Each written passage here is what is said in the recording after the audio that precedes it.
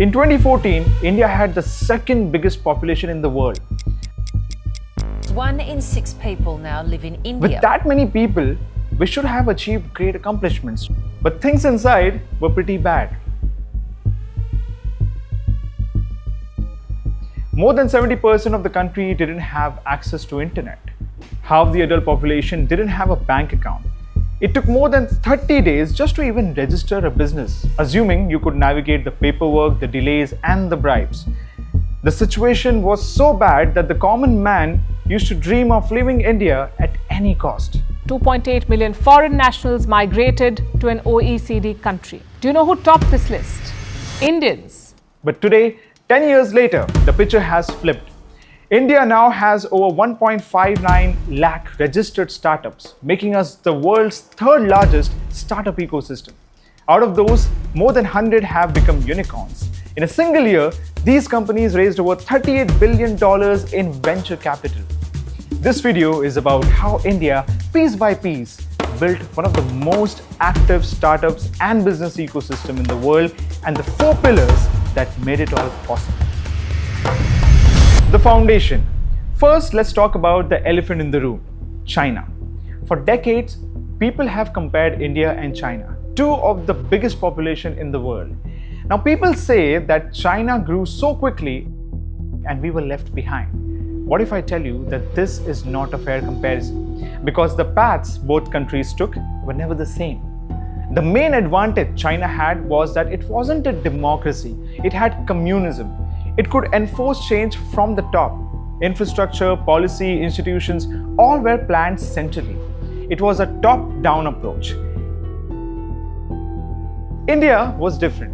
We had to take a bottom-up approach. Our progress was not government control, it was driven by individuals and private players at a grassroots level.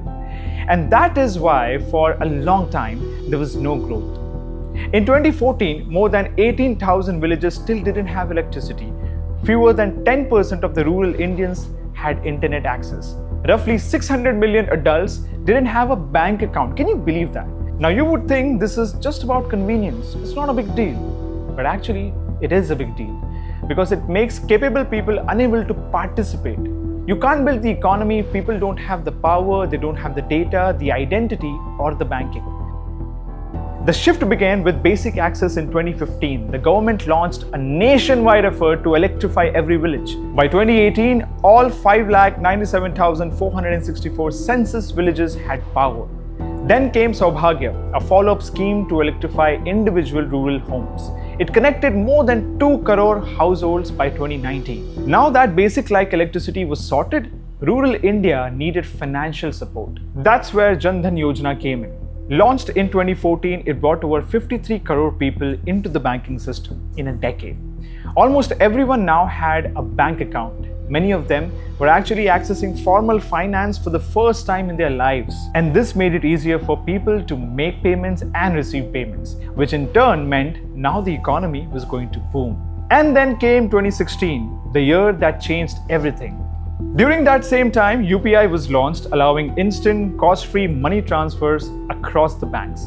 The economy became more connected than ever now. And to add steroids to that, Jio entered the market, dropping the mobile data cost from 226 rupees per gigabyte to under 12 within 2 years. So now receiving and making payments was as easy as 2 clicks on your phone. And then came demonetization, forcing millions into digital payment almost overnight. Digital transactions surged by over 250% in the months that followed. When all this came together, it became the foundation for the startup economy. You know, people actually thought the government was spending more money on useless things, but the returns on this investment was going to compound like crazy. It brought the cost of entry for business down. It lowered the cost of trust.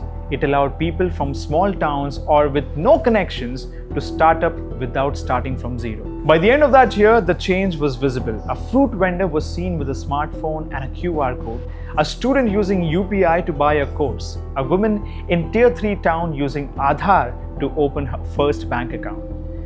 And then the transaction kept on increasing, and now it truly felt like the barrier to do business was coming down. The policies.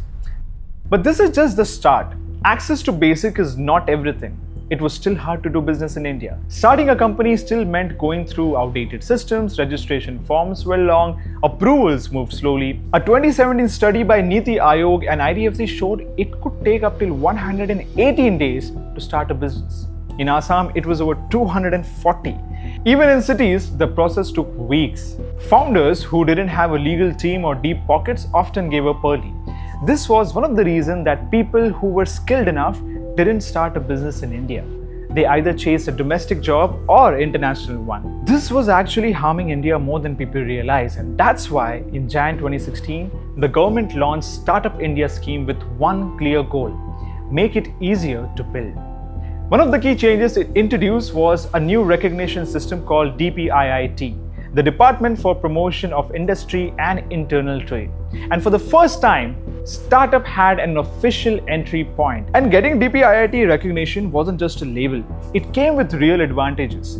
3 years of income tax exemption, fast-tracked patent approvals, easier access to the government contracts, and exemption from certain compliance inspections. And at the same time, the Companies Act was amended. Founders no longer needed to show 1 lakh in capital to register. They didn't need a company seal. The whole process moved online. What used to take weeks now took a few days. This meant that anyone who even had an idea to start a business can get the business registered. People who had an idea but didn't have the money were also taken care of. The government launched a 10,000 crore fund of funds managed by SIDBI. But instead of directly investing in startups, the money flowed into private VC funds. Those funds backed more than 1,100 startups across the country. At the same time, the Atal Innovation Mission was setting up incubators in small cities. These are support programs that gives early stage startup access to workspace, mentors, and training. Colleges in places like Patna, Nagpur, and Coimbatore started running them. The government started engines on every front. All of this worked towards one thing: lowering the barrier to build.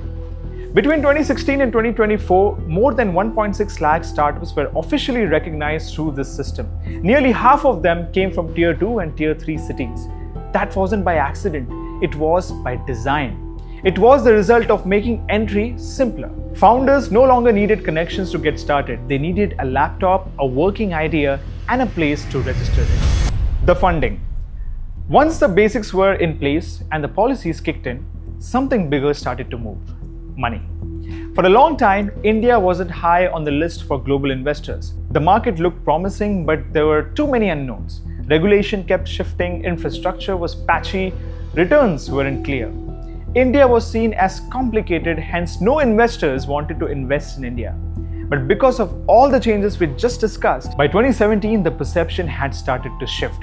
Startups were registering faster, compliance was smoother, payments work instantly. More importantly, hundreds of millions of new internet users were coming online. It was no longer just a big population. It was an active, connected, transacting user base. That changed how global venture capital saw India. Now people saw potential and started investing. Firms like Sequoia, Tiger Global, SoftBank, and Lightspeed began investing at scale. They created India-specific funds, built full India teams, and started leading major funding rounds across sectors, from fintech and e-commerce to healthcare and EVs. And it wasn't just international money either. Domestic VC firms like Bloom Ventures and Chirate had started small in the early 2010s, but by 2020s, they were managing funds worth hundreds, even thousands of crores. So now we had foreign money into our ecosystem and domestic money as well. Things were booming, and the numbers reflected that growth. In 2021, Indian startup raised 40 billion. In 2024, even while global markets were slowing down, VC funding in India was strong. India was no longer being seen as an experimental market, it was becoming a priority. And you could see that in the exits too. Startups like Zomato, Nykaa, Policybazaar, and Delivery went public between 2021 and 2024. And these weren't just IPOs, they were signals. They showed that Indian startups could grow, scale, and eventually return the money to investors. Even smaller cities started to get attention. By 2024, 49% of DPIIT recognized startups came from outside the top 10 cities. Funds like Swish Ventures launched India's first Tier 2 focused funds, rupees 160 crore dedicated to backing the non-metro founders. And that happened because the capital finally caught up with the culture. Now with all this money, the typical Indian mindset started to shift. The business culture. For a long time, building a startup in India felt like stepping off the known path. Safe careers were the default. Government jobs, big companies, even in elite colleges, the goal was to go to US and then start your business over there. That mindset has shifted, and in the past few years, the change has been visible. In 2021, Shark Tank India launched its first season. It received over 62,000 applications. Founders pitched in Hindi in local dialects from across the country. Of the 198 who made it to the air, 67 startups actually got funding on the show. But the biggest impact wasn't the deals, it was what people saw on TV. Young founders, women entrepreneurs, people from tier 2 cities talking about valuation, logistics, and customer acquisition. Suddenly, building a business didn't feel distant, it felt very, very relatable. And that change is now backed by numbers. By the end of 2024, over 75,000 DPIIT recognized startups had at least one woman director. That's nearly half of all the registered startups. At the same time, 45% of all the recognized startups came from outside the top 10 cities. The rise wasn't urban, it was actually national. Universities are also evolving. In 2023, IIT Madras conducted first ever student-run entrepreneurial festival in India, certified by ISO, G20 and UNESCO, featuring over 800 student-led startups. Across India, the Atal Innovation Mission backed more than 1,400 startups from non-metro regions, with 44% of those led by women. And founders, they're actually becoming cultural icons. Just the YouTube viewership of Shark Tank India show how big of a deal it is. And at the same time, YouTubers, creators, educators, they all begin to tell stories of Indian founders in Marathi, Tamil, highlighting journey from small towns and state colleges. The narrative of who can build in India has expanded. And this isn't just about glamorizing entrepreneurship, it's about normalizing it. In just under a decade, building a company has gone from a high risk to high respect, from being a plan B to becoming a plan A. And for many young Indians, it's not just a career choice anymore, it's their identity. In 2015, the idea of India as a startup nation felt ambitious. The country still had fundamental gaps in electricity, internet access, financial inclusions. Starting a company meant facing delays and confusion and layers of bureaucracy.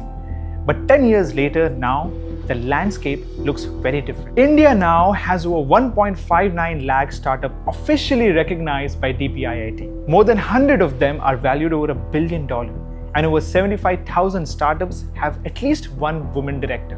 But this didn't happen just because of a single policy or an event. It happened because the basics were put in place, the systems were cleaned up, and over time, the trust in Indian entrepreneurs started to build.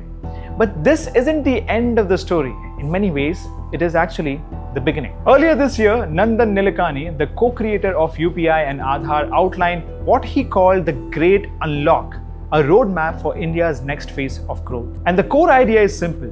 If we build on what's already working, India could become the 8 trillion economy by 2035. Not by adding more subsidies or running more schemes, but by using the infrastructure that we already have and scaling it. The report points to 4 big shifts. The first is technology. India already has systems like Aadhaar and UPI running at population scale.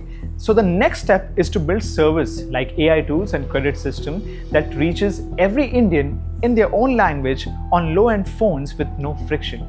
The second is capital access. New frameworks like Account Aggregator can help small businesses use their own data to get formal credit. That opens up finance not just for large ventures, but for street vendors, shopkeepers, and self-employed workers as well. The third is entrepreneurship at scale. We have around 1.6 lakh startups today. Nilekani's projections suggest we could have 1 million by 2035, driven by tier 2 and 3 founders, local markets, and digital platforms that reduces the cost and complexity. And the fourth is formalization. India still has a massive informal economy. The report argues that with better documentation, simplified compliance, and linked benefits, millions of small enterprises and workers can be brought into the formal fold securely and at a very low cost. And this isn't speculative, it's built on the rails we already laid: digital identity, payments, verifications, and communications. So what does the next decade look like? It looks like more students in small towns launching companies straight out of college. It looks like more women founders running profitable digitally native business. It looks like investors competing for Bharat First ideas, not just metro scale models. In short, the shift that began in 2015 may have just been the warm up, and now India is building for the future.